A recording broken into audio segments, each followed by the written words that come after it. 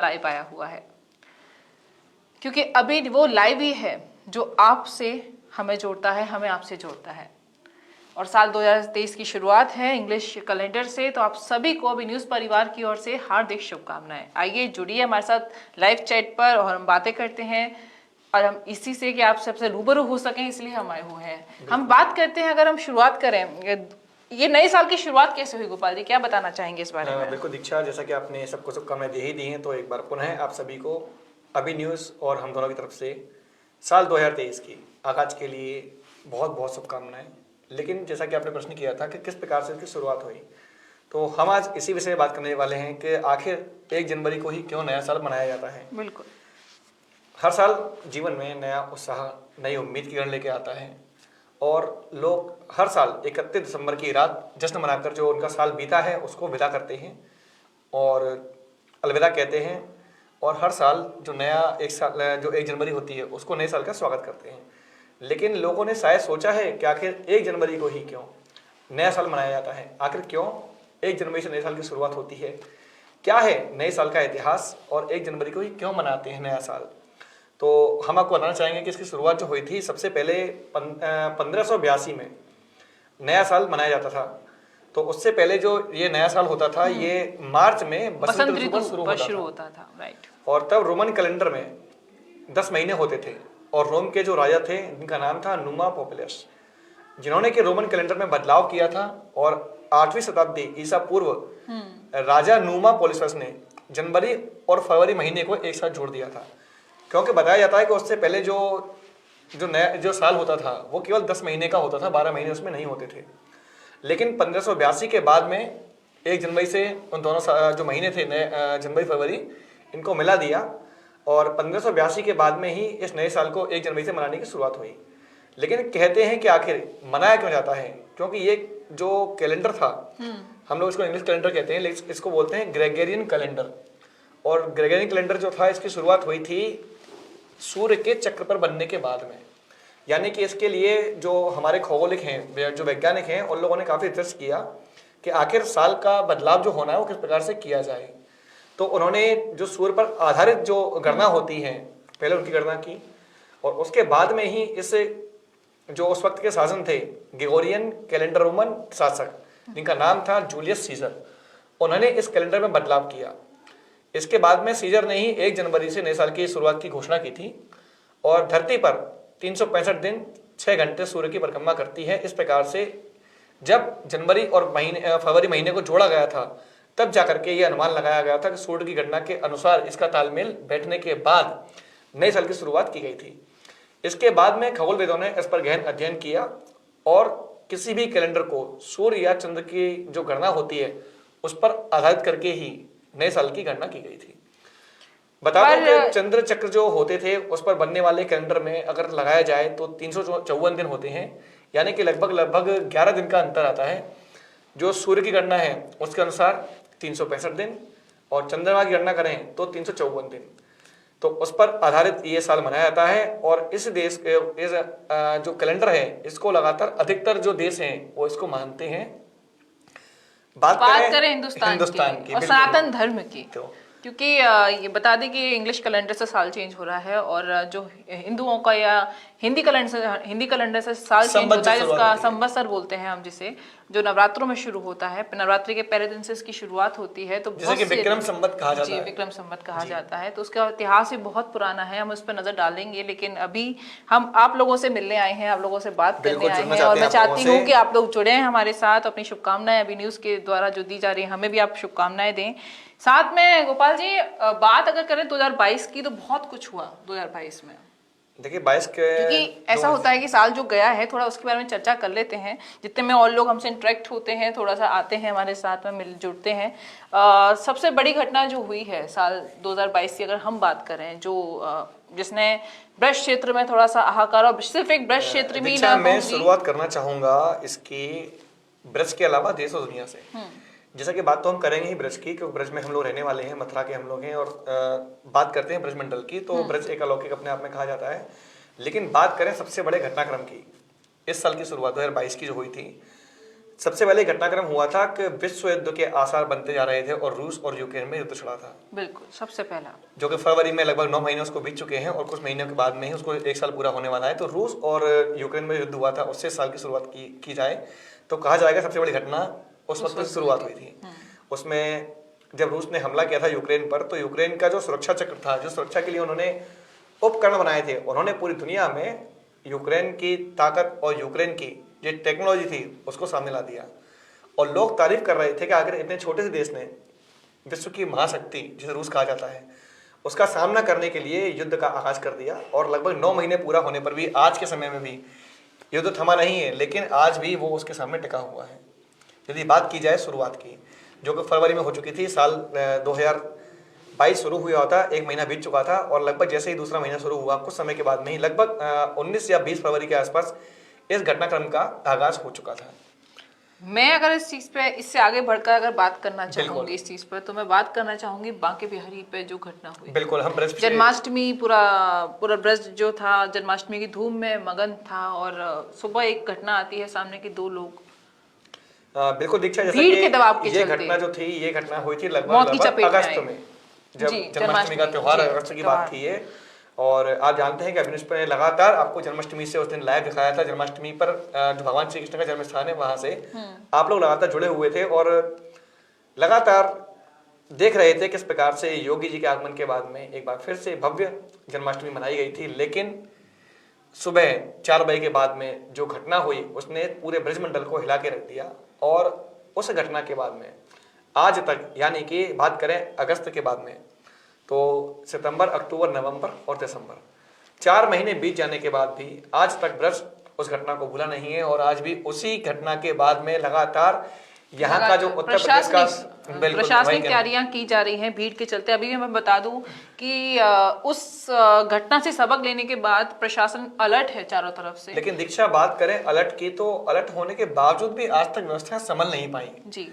अगर बात करें प्रशासन की, तो आज ही प्रशासन की नाक में दम हो चुका है और प्रशासन उस दिन के बाद से लगातार भीड़ को कंट्रोल करने का प्रयास कर रहा है, लेकिन भीड़ है कि लगातार बढ़ती जा रही है। अभी भी जो गाइडलाइंस दी गई हैं उसमें कहा गया है साफ तौर पर कि बच्चे को लेकर, छोटे बच्चों को लेकर, बूढ़ों को लेकर या महिलाओं को लेकर ना पहुंचे। लेकिन आए दिन घटनाएं आ रही हैं सामने, कभी किसी को चक्कर आ रहा है तो कोई परेशान हो रहा है। बांके बिहारी की बहुत सारी योजनाएं भी चल रही हैं बड़ा करने के लिए, कॉरिडोर बनाने के लिए। लेकिन दीक्षा, मैं यहाँ पर 1 मिनट अपने सभी दर्शकों से कहना चाहूंगा कि आप लोग हमें मैसेज करें और यदि आपके संज्ञान में कुछ घटनाक्रम ऐसे रहे हों जो 2022 में घटे हों, बिल्कुल तो आप बता सकते हैं, हमारे साथ साझा करें, हम उस पर चर्चा भी करेंगे। हालांकि चर्चा हमारी चलती रहेगी, 2023 को लेकर भी चलेंगी, लेकिन बात कर रहे हैं 2022 की। तो आप दर्शकों का स्वागत है, आप अपने मैसेज के माध्यम से, अपने कमेंट्स के माध्यम से हमें बताएं और साथ में आप सभी लोग हमें शुभकामनाएं दें ताकि हम लोग भी आपकी शुभकामनाओं को सभी के साथ बोल सकें, साझा कर सकें और लोगों के साथ में। तो दीक्षा, बात करते हैं फिर से एक बार 2022 के इस अंत की। इस साल की शुरुआत जैसे मैंने बताया कि यूक्रेन युद्ध के साथ में हुई थी और अंत जो हुआ है वो हुआ है हमारे देश के गौरवशाली प्रधानमंत्री और हमारे भारत के पीएम नरेंद्र मोदी की माता जी के निधन के साथ। यानी कि एक और दुखद घटना जिसने दिखा दिया कि देश का जो सबसे ताकतवर व्यक्ति है, देश का सबसे प्रभावशाली व्यक्ति है, उसने भी आखिर अपने देश में किस प्रकार से अपनी कार्यशैली को अंजाम दिया है कि वह अपनी माता जी के निधन के तुरंत बाद अपने कार्यालय वापस अपने दफ्तर पहुंचे और उन्होंने जाकर के उनकी जो कार्य प्रणाली थी उसी के अनुसार अपने कार्यों को अंजाम दिया। मैं यहाँ पे थोड़ा सा आपको ब्रेक देना चाहूंगी। हमारे साथ राजेश चतुर्वेदी जुड़ चुके हैं, बड़ा ही अच्छा सा उन्होंने मैसेज किया है, मैं सबके साथ साझा करना चाहूंगी। आप लोग कमेंट सेक्शन में देख भी रहे होंगे। उन्होंने कहा है सबसे पहले आपको नववर्ष की बहुत सारी शुभकामनाएं और सबसे पहला कमेंट है तो पढ़ना बहुत जरूरी है। रविवार से करूंगा, 1 तारीख से करूंगा, नए साल से करूंगा। देखिए ये 3 चीजें उन्होंने एक साथ लिखी हैं। क्यों लिखी हैं कि हर बार जब कुछ सोचते हैं कि नया करने के लिए, किसी को जिम जाना हो, किसी को पढ़ाई करनी हो, बहुत ही सुंदर एक किसी को कहीं घूमने जाना हो, तो लोग क्या कहते हैं, अरे यार रविवार से जाऊंगा। और लास्ट की लाइन है, एक्सरसाइज शुरू करने के लिए तीनों मुहूर्त एक ही दिन आ रहे हैं, इस बार कोई बहाना नहीं चलेगा। तो ये अपने हेल्थ के लिए कॉन्शियस है। उन्होंने व्यंग दिया है। जय श्री राधे। आपको भी बहुत व्यंग किया है और कहा है कि रविवार से करूंगा, यानी कि 1 तारीख से करूंगा और नए साल पर करूंगा। तो ये तीनों चीजें एक साथ आ रही हैं। रविवार से इस साल की शुरुआत होने जा रही है, एक नया सूर्योदय जो पूरे विश्व में होने वाला है और उस सूर्योदय के साथ में इस नए साल 2023 की शुरुआत होगी। 1 तारीख होगी, 1 जनवरी होगी। लेकिन मैं साथ में अपने दर्शकों को बता दूं कि एक बार आप सभी लोग भी अपनी उपस्थिति यहाँ दर्ज करवाएं और हम लोग आप लोगों से जुड़े रहें, तो अपने कमेंट्स लगातार हमें भेजते रहें। अब बात करते हैं फिर से दूसरी घटना की। इसी साल जो महान फुटबॉलर थे जिनका नाम पेले था, वो भी अब उन्होंने अपने अंतिम सांस ली और उन्होंने भी इस दुनिया के साथ साथ इस साल को विदा किया। वो दुनिया से विदा हुए, लेकिन यादों में दे गए अपनी प्रतिभा, अपनी हुनर और साथ में अपनी वो उपलब्धियां जो समूचे विश्व में एक मिसाल कायम करके गए थे।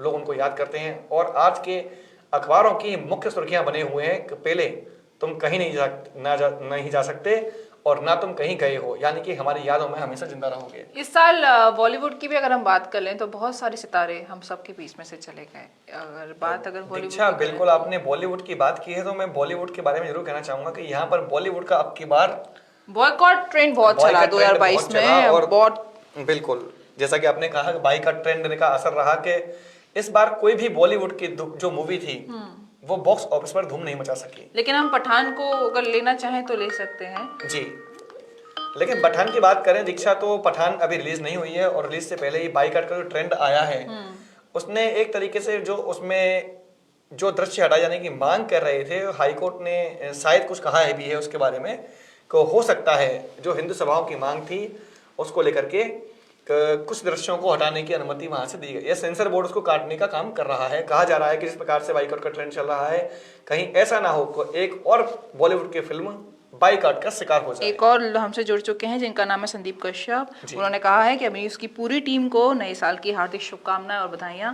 संदीप जी, आपको भी बहुत सारी बधाइयां अभी न्यूज़ की टीम की तरफ से, अभी न्यूज़ के परिवार की तरफ से, हम दोनों की तरफ से। हम आशा करते हैं कि आपका साल बहुत बेहतरीन हो, पुरानी चीज़ें जाएं और नई चीज़ों का आगमन हो। बिल्कुल दीक्षा, जैसा कि आपने कहा कि पुरानी चीज़ें जाएं, यानी कि आपका इशारा मैं समझ रहा हूँ। जो कोरोना महामारी से हम लोग गुजर के आए हैं, जिस तरीके से लोगों ने उस दर्द को झेला है, बहुत से अपने लोगों को खोया है। कुछ लोग आज भी मानसिक और शारीरिक परेशानियों के साथ में आर्थिक परेशानियों से जूझ रहे हैं। उस दर्द और दुख से अभी तक उबर नहीं पाए। तो हम आशा करते हैं कि ये 2023 जो आने वाला साल है वो सबके जीवन में सुख शांति लेकर आए, समृद्धि लेकर आए और किसी भी प्रकार की महामारी जो एक बार फिर से दस्तक दे रही है, जिसने कि इस वक्त चीन में कहर बरपा दिया है। लगातार आंकड़े सामने आ रहे हैं और कहा जा रहा है कि लगभग 1 करोड़ लोग एक दिन में प्रतिदिन वहां पर शिकार हो रहे हैं इस संक्रमण के। लेकिन कहा जा रहा है कि वहां की सरकारों ने किसी प्रकार से डाटा देने से इनकार कर दिया है और किसी भी देश के पास में इसका पुख्ता सबूत नहीं है कि आखिर वहां पर स्थितियां क्या है। लेकिन जिस प्रकार से कुछ आंकड़े निकल के सामने आ रहे हैं, उन आंकड़ों से यही लगता है कि एक बार फिर से महामारी अपने चरम पर जा रही है। महामारी को रोकने के लिए और जो नाम दिया गया है संक्रमण का BF6 तो मैं यही कहना चाहूंगा हमारे सभी दर्शकों से, हमारे सभी सम्मानित जो हमारे देखने वाले हैं अभिन्यूज के, जिन्होंने इस अभिन्यूज को लगातार पसंद किया और हमें इस मुकाम पर पहुंचाया, उन सभी से कहना भी चाहूंगा कि आप लोग संक्रमण से बचाव जरूर करें। हम लोग लगातार देखते हैं कि लगातार आंकड़े बढ़ रहे हैं, लेकिन एक खुशखबरी भी है। मैं आपको बता दूं कि लगातार इतने से जो यहाँ पर जांचें चल रही हैं या मथुरा में लगातार जांच की जा रही है, जो बाहर से आने वाले श्रद्धालु हैं उनकी भी जांचें की जा रही हैं। तो अभी तक जो आंकड़े मथुरा में आ चुके हैं उनके अनुसार मथुरा जनपद के अंदर किसी प्रकार का कोई भी कोरोना का एक्टिव मरीज नहीं है, यानी कि एक खुशखबरी है। और हम आशा करते हैं कि नई साल में आने वाले लाखों श्रद्धालुओं के बावजूद भी यदि यहाँ पर कोई भी पेशेंट नहीं निकल रहा है तो इसका मतलब यह है कि हमारा भारत इस महामारी से सुरक्षित रहेगा। चलिए आगे बढ़ते हैं कमेंट की तरफ। जहाँ पे है राजेश चतुर्वेदी जी का फिर से कमेंट आया है। उन्होंने कहा है कि अभी न्यूज़ की बहुत सुंदर और सच्ची खबरों की प्रस्तुति हमेशा ऐसे ही नए साल में भी चलती रहे और अभी न्यूज़ अपनी पहचान को और ऊंचाइयों के मुकाम पर पहुंचाए, यही हमारी शुभकामनाएं हैं। नया साल आपके लिए भी मंगल हो। Thank you so much Rajesh ji, आपकी इस कमेंट के लिए। शुभकामनाएं हमेशा हम लोगों को प्रेरणा देती हैं। यही शुभकामनाएं हैं जो हमें आगे ले जाएंगी और हमें प्रेरणा देती रहती हैं। आप लोगों का सहयोग है जिसने अभी न्यूज़ को बनाया है। दर्शकों से यही कहना चाहूंगा कि आपके जो कमेंट्स होते हैं वो हमें प्रेरणा देते हैं, आपके जो लाइक्स होते हैं वो हमें आगे बढ़ने के लिए प्रेरित करते हैं। आपकी जो हमारे कमेंट्सों के माध्यम से जो संदेश आते हैं वो हम बताते हैं कि आखिर हम आज कहाँ पर हैं और आगे हमें कितना और जाना है। क्योंकि आपकी यही प्रेरणा, आपका यही प्यार, ये इसी बात पर मैं आप भी हमें हमारे साथ अपनी बातें साझा कर सकते हैं। सिर्फ शुभकामनाएं ही नहीं, कुछ भी आपके मन में हो जो होना चाहिए या नहीं होना चाहिए, जैसे हम बात कर रहे हैं प्रशासन की बात कर रहे हैं, बाकी बिहारी की घटना को लेकर बात कर रहे हैं, या कुछ भी, तो मैं फिर वहीं आना चाहूंगा कि आज भी प्रशासन पूरे मथुरा वृंदावन की व्यवस्थाओं को सुचारू करने में जुटा हुआ है, लेकिन व्यवस्थाएं अब व्यवस्थाओं में लगातार बदलती आ रही हैं, क्योंकि भीड़ जो है। पर क्या वजह क्या है? आप इतनी सारी चीजों के बावजूद अगर चीजें स्टेबल नहीं हो पा रही हैं, अब मैं अगर मैं यहाँ पे कहूँ एक थोड़ा सा 1 मिनट के लिए रोकना चाहूंगा केवल आपको। जैसा कि अभी नया साल आने से 2 दिन पूर्व ही एक मैसेज वायरल हो रहा था, जिसमें एक फोटो था, और उस फोटो में जो समूचा उत्तराखंड का जो दृश्य था, जैसा कि पिछली बार देखा गया था, जैसे ही बद्रीनाथ के पट खुले थे, लोग हजारों गाड़ियां लेकर वहां पहुंच गए और लाखों की संख्या में लोग वहां पहुंचे, जबकि जो कैपेसिटी थी उस स्थान की उससे कहीं ज्यादा लोग वहां पहुंच गए और एक जाम की स्थिति बन चुकी थी। वही फोटो इस वर्ष भी, यानी कि इस बार अभी नई साल की शुरुआत में लोगों ने वायरल करना शुरू किया है और कहा है कि क्यों नहीं हम लोग कोई भी त्योहार या कोई भी उत्सव या कोई भी पर्व अपने घरों पर मनाते हैं, क्यों निकल पड़ते हैं अपनी गाड़ियां लेकर के उन स्थानों की ओर जहां पर पहले से ही अत्यधिक आप सभी से ना एक इंसिडेंट, मतलब एक बात साझा करना चाहूंगी, थोड़ा सा पर्सनल है इस चीज को लेकर। बिल्कुल बिल्कुल। फैमिली के साथ में जब भी हम ट्रिप पर जाते हैं, बांके बिहारी, एक बार हम भी गए थे कभी, हमने भी सोचा कि हम जाएं दर्शन करें बांके बिहारी की। एक छोटा सा बच्चा, यानी कि मेरे ही परिवार का सदस्य मेरे साथ था, और मैंने जस्ट बिकॉज बहुत भीड़ थी, ओवर क्राउड की वजह से दूर से ही हमने सोचा कि नहीं हो सकते हैं दर्शन, और इस बच्चे को इस भीड़ में ले जाना सेफ नहीं होगा। तो उस वक्त भी ज़हन में बस एक ही बात थी कि हमें ऐसा नहीं करना चाहिए।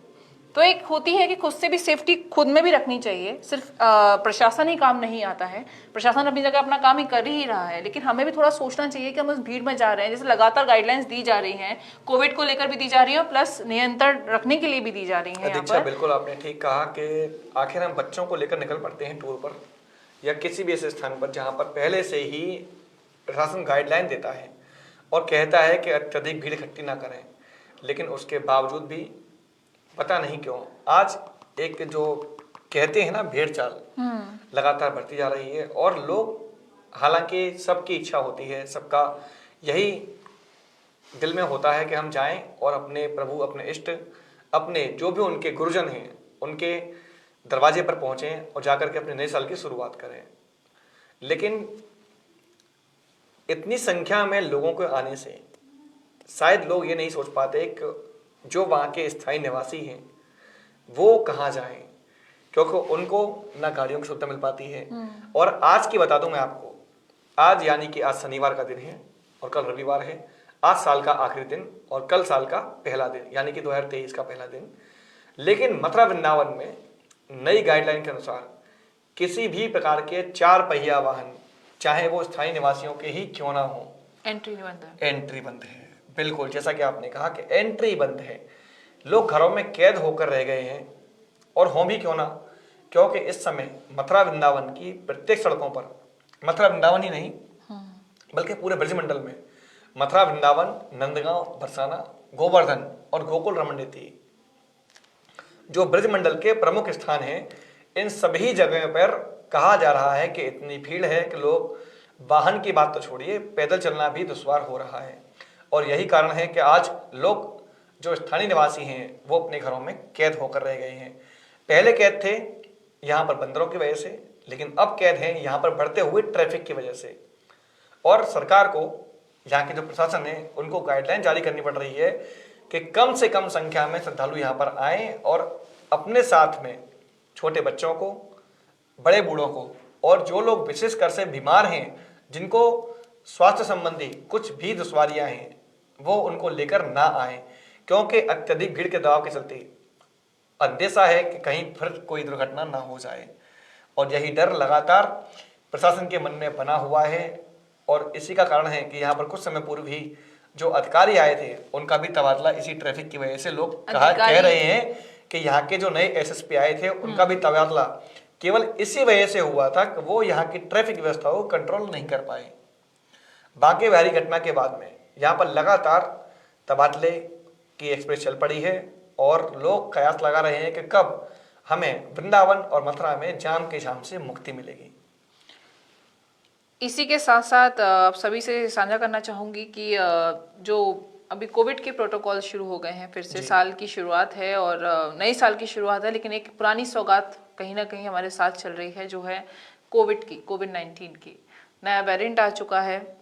बस ये है कि हमें सेफ रहने की बहुत ज़रूरत है इस वक्त पे। अगर हम सेफ नहीं रह पाए तो शायद से, अगर बीमारी ने पैर पसार लिए फिर से इस महामारी ने, तो जो देखा है उससे कहीं अधिक ना देखें हम लोग। तो हमारे लिए बहुत जरूरी है सतर्क रहना, क्योंकि बहुत कुछ खोया है भारत देश ने, और चाहे हम, सिर्फ भारत ने नहीं, पूरी दुनिया ने बहुत कुछ खोया है इस कोविड के चक्कर में। सो हम लोगों को अवेयर रहने की बहुत जरूरत है इस वक्त। दीक्षा, 2022 के इस आखिरी दिनों की बात की जाए तो कुछ घटनाक्रम जो हमने अभी आपसे साझा नहीं किए थे, उन घटनाक्रम में साझा था कि हमारे मथुरा के जो बांके बिहारी मंदिर हैं, उन पर बढ़ती हुई भीड़ की वजह से जो बार बार प्रतिबंध लगाए जा रहे हैं और बार बार कहा जा रहा है कि इसके समय सारणी में कोई बदलाव हो जाए, ये भी एक बड़ा घटनाक्रम था। क्योंकि यहाँ पर इस बात को लेकर विवाद चल रहा है, कोर्ट में याचिकाएं दायर की जा रही हैं कि ठाकुर बांके बिहारी के दर्शनों में बदलाव ना किया जाए, क्योंकि वो बाल स्वरूप से दर्शन देते हैं। और ये एक बहुत बड़ी बात थी कि यहाँ पर मांग की जा रही थी सरकार द्वारा कि समय अवधि जो है उसको बढ़ाकर 15 घंटे या 12 घंटे किया जाए। लेकिन यहाँ के जो पंडा समाज हैं, यहाँ के जो गोस्वामी हैं और यहाँ के जो ब्रज वाले हैं, यानी कि ब्रज के निवासी हैं, उनका कहना था कि हमारे बांके बिहारी बाल स्वरूप में दर्शन देते हैं और उनको अत्यधिक श्रम नहीं कराना चाहिए। यह भी एक बड़ा घटनाक्रम था। लेकिन बात करें अगर 2022 में उत्तर प्रदेश में होने वाले निकाय चुनाव की, वहाँ तो भी बहुत राजनीतिक अगर मामला गरमाता रहता है, सर्द चलती रहती हैं, कुछ ऊपर कुछ नीचे, कभी किसी कभी कोई।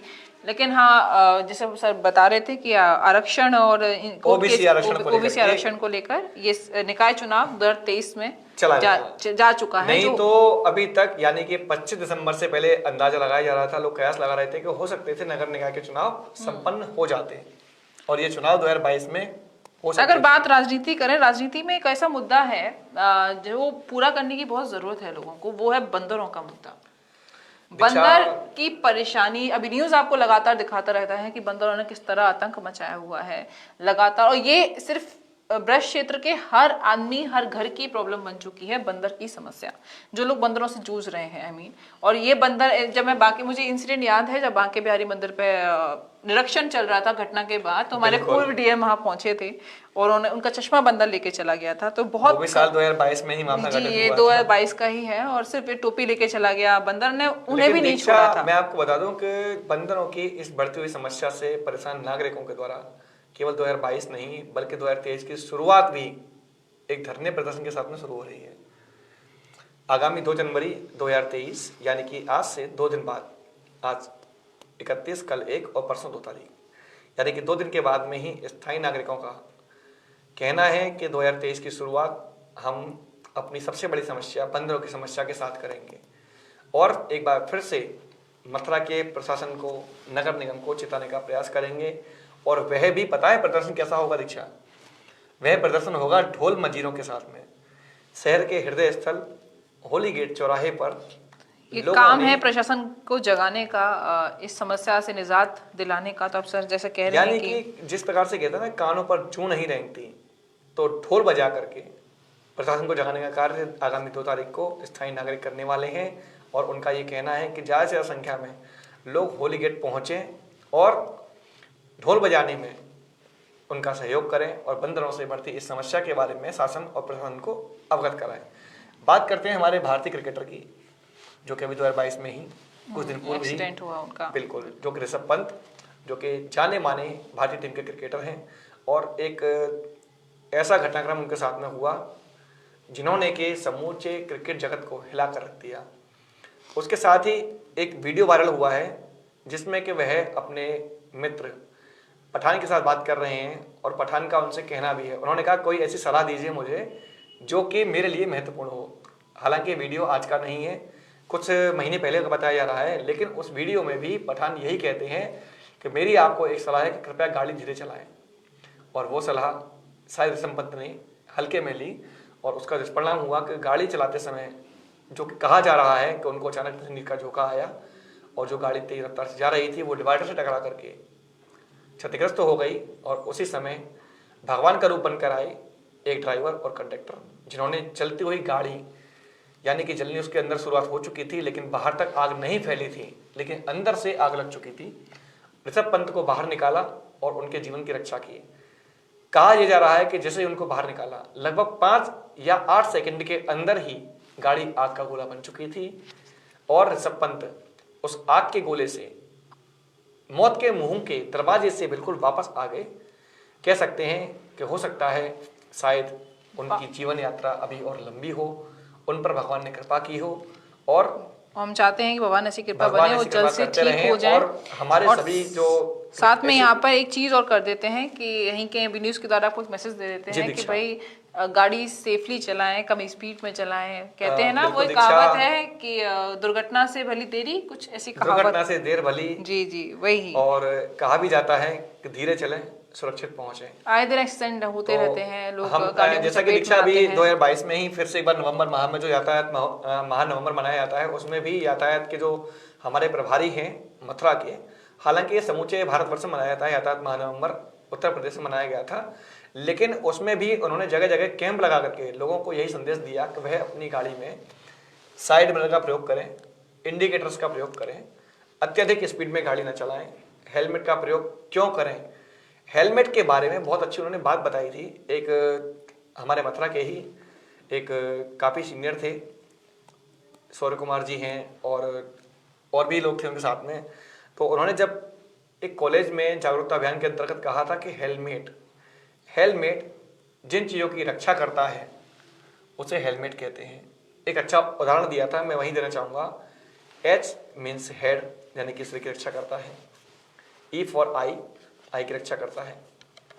L फॉर लिप्स, होठों की रक्षा करता है। M फॉर माउथ, मुंह की रक्षा करता है।